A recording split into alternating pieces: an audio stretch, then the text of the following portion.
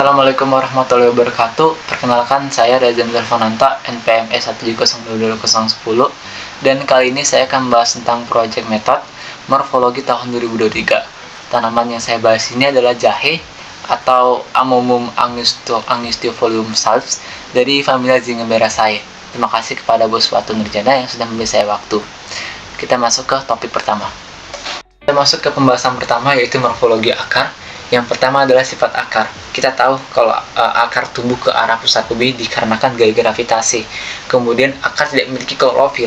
Pada tanaman cabai, akar tidak memiliki klorofil. Kenapa? Karena klorofil pada tanaman jahe itu terdapat pada batangnya. Kemudian akar jahe berbulu-bulu dan berruas-ruas. Kemudian fungsi akar, kita tahu ya fungsi akar untuk apa. Salah satunya adalah membuat tanaman menjadi kokoh maksudnya. Tanaman menjadi kokoh. Hal ini ditujukan agar akar tersebut dapat menahan tanaman jahe agar tidak tertiup oleh angin yang cukup besar. Kemudian fungsi akar untuk menyerap air dan zat-zat mineral dari dalam tanah menuju ke bagian yang membutuhkan. Ya, tanah pada tanaman dibutuhkan untuk mengambil unsur hara yang memiliki banyak komponen yang pastinya berguna untuk tanaman jahe ini juga. Kemudian menyerap air dan nutrisi seperti yang saya bahas tadi. Tanah memiliki banyak unsur hara yang pasti penting untuk tanaman jahe ini. Kemudian bagian-bagian akar pertama ada leher akar seperti crosser yang saya tunjuk. Kemudian ujung akar pada yang saya tunjuk ini crossernya ya. Kemudian batang akar bisa pada cabang-cabang ini. Kemudian cabang akar masih ketiga cabang ini ya. Kemudian rambut akar, dia tipis seperti bulu-bulu pada dasarnya. Kemudian tudung akar yang biasanya paling ujung pada akar. Ini yang saya tunjuk. Kemudian sistem perakaran pada tanaman jahe yaitu akar serabut. Kalau kita mudah pahaminya adalah akar serabut ini akar yang bergerombol. Kita masuk ke pembahasan selanjutnya, yaitu morfologi batang. Kita tahu sifat batang ya, tumbuh ke atas. Ini dikarenakan cahaya matahari yang membuat tanaman itu tumbuh ke atas. Jadi tanaman ini tumbuh mengarah ke matahari itu berada. Umumnya berbentuk panjang seperti silinder ya, terus berbatang semu dan tidak bercabang. Berbatang semu ini seperti terdiri dari pelepah-pelepah pelepah-pelepah daun, terus berruas dan berimpang. Fungsi akar sendiri itu jadi dalam mengangkut hasil asimilasi dari atas ke bawah. Jadi ini digunakan untuk proses fotosintesis dari atas ke bawah. Kemudian menjadi tempat penimbun zat-zat pada makanan cadangan, menghubungkan bagian akar dan bunganya. Jadi ini batang ini penghubung antara akar dan bunga. Kemudian pembagian tubuh ke atas juga tidak berbatangnya. Dia jelas berbatang, kemudian bagian atasnya berbulu putih. Kemudian bentuk batangnya bulat seperti bulat pada umumnya. Arah tumbuh batang yaitu lurus ke atas. Kemudian menurut umur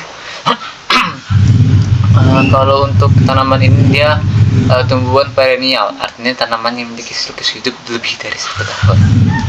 Kita masuk ke percabangan batang ya. Tanaman jahe tidak bercabang batangnya karena ia memiliki pertumbuhan monopodial. Pertumbuhan monopodial terjadi ketika pucuk atau ujung batang terus tumbuh tanpa membentuk cabang atau tunas samping. Seiring pertumbuhannya, jahe dapat membentuk ruas pada batang utama. Namun, ia tidak cabang seperti tanaman yang tumbuh dengan pertumbuhan simpodial. Meskipun demikian, ada beberapa tanaman jahe yang memiliki cabang. Hal ini dikarenakan faktor-faktor tertentu seperti iklim dan kesengajaan dari petani tersebut. Tapi kalau secara alami tidak ada yang namanya tanaman jahe yang bercabang. Itu pembahasan selanjutnya, yaitu morfologi daun. Pertama, fungsi daun sebagai tempat terjadinya fotosintesis, sebagai tempat penyimpanan cadangan makanan dan air. Ya, kalau daun ini jelas untuk proses terjadinya fotosintesis dan penyimpanan cadangan makanan dan air, sebagai alat berkembang biak dan sebagai alat pernapasan, karena ya banyaknya klorofil pada daun tersebut. Kemudian bagian-bagian daun terdapat lembar daun, tangkai daun, layan daun, dan tulang daun. Ini kalau lengkap dan atau tidak lengkap, jahe termasuk ke daun yang lengkap. Ya, dia mempunyai tangkai, helaian daun, dan punya pelepah daun. Kemudian upih daun, jahe tidak memiliki upih daun karena dia familia Zingiberaceae, artinya dia rimpang. Kemudian uh, tangkai seperti yang saya sebut tadi. Tanaman jahe ini termasuk ke daun yang lengkap, sehingga memiliki tangkai dan helaian daun. Kemudian bangun dan bentuk bangun daun pada tanaman jahe yaitu daun bangun lancet. Ya, dia itu seperti besar di tengah, melebar di tengah, gitu. Kemudian ujung daun dan pangkal daun dia meruncing, bukan runcing tapi meruncing. Bisa. Kemudian susunan tulang daun yaitu tanaman jahe bertulang sejajar. Kemudian tepi daunnya dia rata, nggak punya sinus atau angus. Dan kemudian dagingnya seperti ini salah ya. Ini daging daunnya itu seperti kertas. Kemudian warna daunnya hijau kekuningan.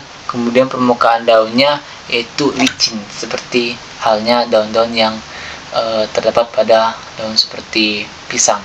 Ini jahe juga dia termasuk yang licin. Kemudian kita masuk ke pembahasan selanjutnya yaitu morfologi bunga. Pertama, fungsi bunga sebagai organ reproduksi. Kita tahu ya, jatuhnya serbuk sari ke kepala putik. Kemudian tempat berlangsungnya penyerbukan dan pembuahan, wadah atau tempat menyatunya gamet jantan dan gamet betina. Kemudian bagian bunga terdapat lembar daun, tangkai daun, kemudian helaian daun dan tulang daun.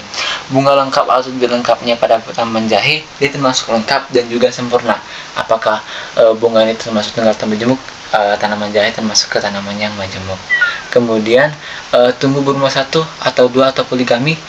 Jelas tanaman jahe dia uniseksual ataupun satu rumah. Jadi dia cuma ada satu kepala putik dan satu benang sari. Kemudian letak periantum dan resicapituculum terdapat pada bagian ujung setiap batang bunga yang keluar dari rimpang jahe. Kemudian simetri bunga. Simetri pada bunga tanaman jahe yaitu asimetri.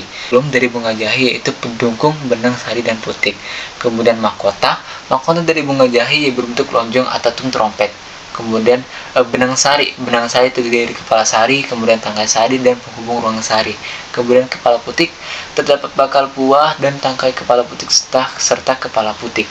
Untuk penyerbukannya sendiri dia menyerbuk penyerbukannya secara sendiri ataupun tidak dengan tanaman lainnya, jatuh ke tanaman itu sendiri, ke bunga itu sendiri, ke benang sari itu sendiri, kepala putik itu sendiri.